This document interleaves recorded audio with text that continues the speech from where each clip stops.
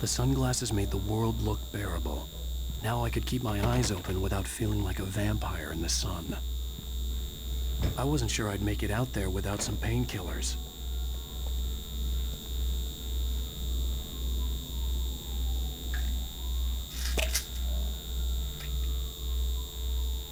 The pills worked fast. The prospect of being awake started to seem bearable again. There was a message waiting for me on the machine.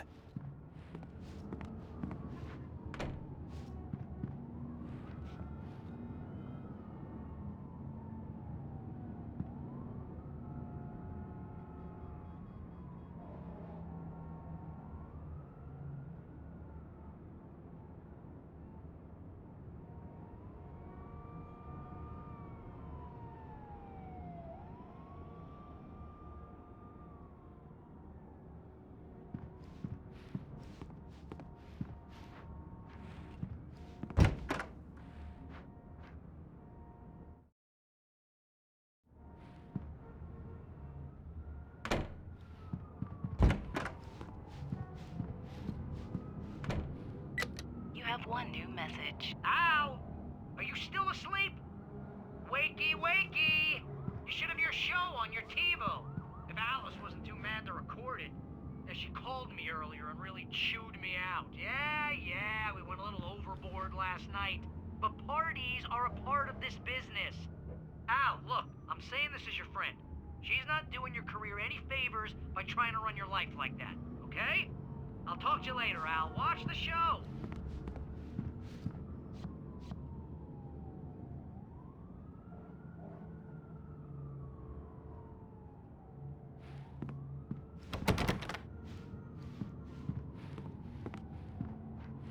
I'd been a guest on the talk show the previous night, talking about my latest book. The show was supposed to be waiting for me on our TiVo.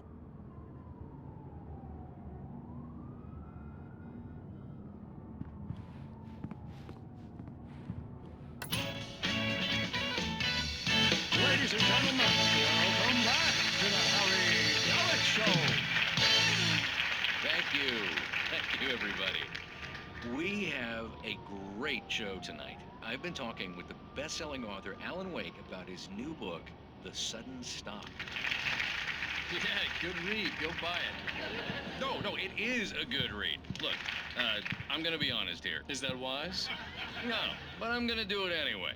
I got people who give me the lowdown on books. I'm a busy guy. But this one, I actually read from cover to cover. I mean, I'm a big fan. Wow, thanks. Now, this might be a spoiler for those who haven't read the book yet. Based on the sales figures, the 2 people out there who haven't read the book yet. But this last book is all about the death of the main character, the hard-boiled New York detective, Alex Casey. Now, there's been a lot of outrage about this. Why the hell did you kill Casey? What the hell were you thinking, man? Good riddance. No, seriously though. 7 years and 6 books is a long time. He was a gloomy guy to spend all your working hours with, and it was a good run. But it's time to explore new things. My next book will be a departure from the old for me. You selfish bastard, always thinking of yourself. Well, you've certainly given us a lot of entertainment over the years. And now that you mention it, Casey was a gloomy guy. Never had much luck with his love life with the ladies. Was that autobiographical in any way? Yeah, no kidding. Casey's lady friends tended to die on him. With Casey, it was all about his pain. No, nothing autobiographical about that. I'm a happily married man. My wife is my muse. Well, congratulations. That's great to hear. So, how's the publicity tour been treating you? Good, great. But I gotta say, I'm glad to be back home in New York. Well, you've certainly been on the news a lot lately. Lots of parties and, you got into a fight with some paparazzi. Oh, man. Well, that guy was really in my face. I lost my temper. I know that wasn't cool. You are famous for that temper. Well, I did also write several books. Well, your latest novel is called The Sudden Stop, and it's in bookstores now. Go get it. That means the 2 of you out there who haven't bought it yet. Ladies and gentlemen, that's all we have for you tonight. I want to thank all our guests for the evening. Alan Wake, Sam Lake. Once more, do the face for us, Sam. There it is. And our musical guests, Poets of the Fall. Thank you. At least I'd been funny. I told myself I could live with that. I didn't say anything stupid if that's what you want to know. Are you going to start with me about drinking now? You know what? I should have followed her advice, but suddenly I was angry, mostly at myself, and she was there, a convenient victim.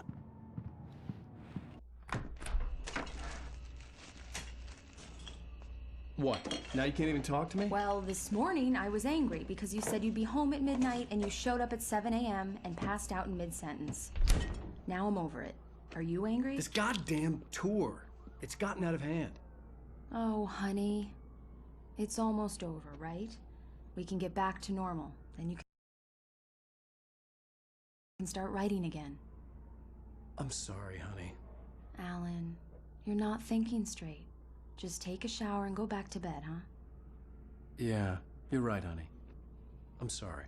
Once this is over, let's go away together. A vacation. Just you and me. Some peace and quiet.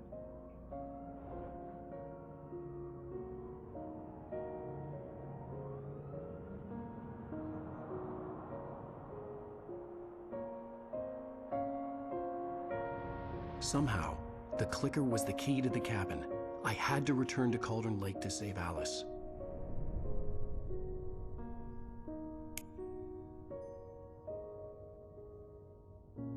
I'm going back to the lake to finish this. I'm going to write an ending to the story in the manuscript on my own terms, to make it all right. Why can't you just write it here? The last page is still in the typewriter. I need to read it first. Everything needs to be just right. Zane tried to cut some corners, and it didn't end well. Okay, ready when you are. I'm sorry, Sarah, but I need to do this alone. Barry, take her gun. Miss Weaver, close the door when I leave.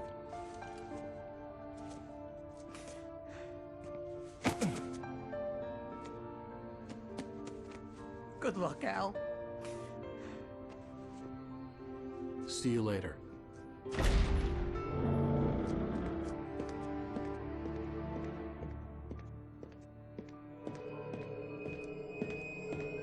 When I got out, it was warm and sunny.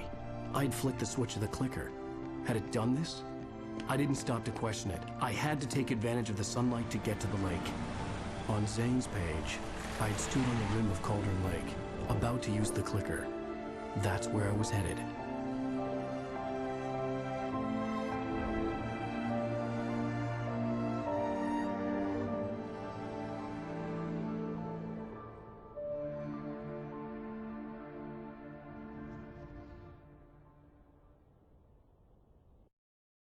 Alone, in daylight, surrounded by the beauty of the Pacific Northwest landscape.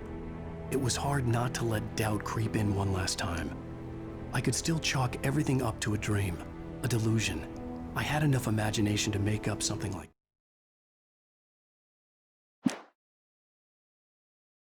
this. Having been in the cabin all this time, trapped in a story inside my head, gone mad from grief over Alice's death like Hartman had claimed, there would be no way of knowing.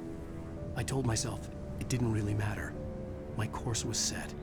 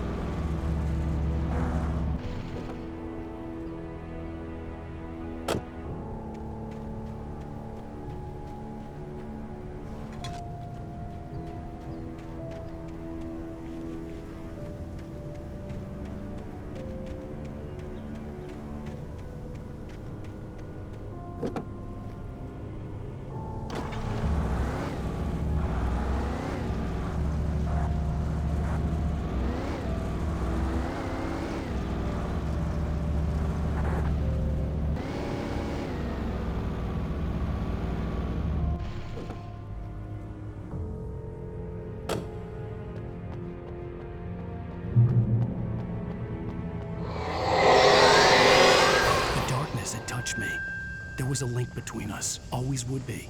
I could feel its presence again, getting closer.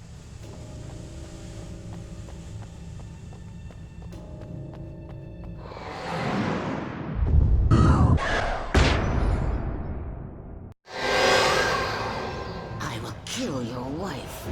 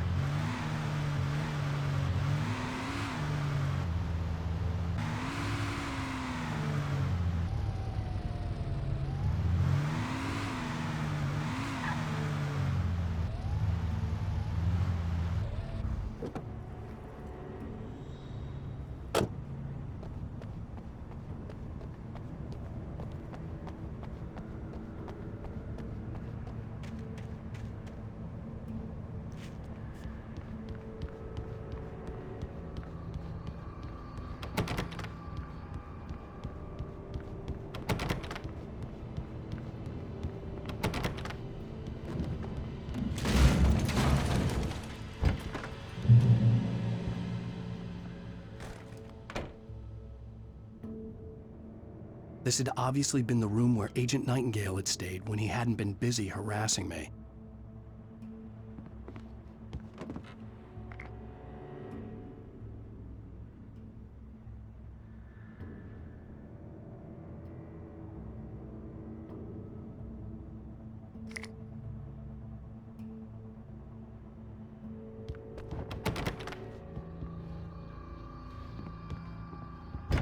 Look after yourself and your co-workers. Could have fooled me, pal.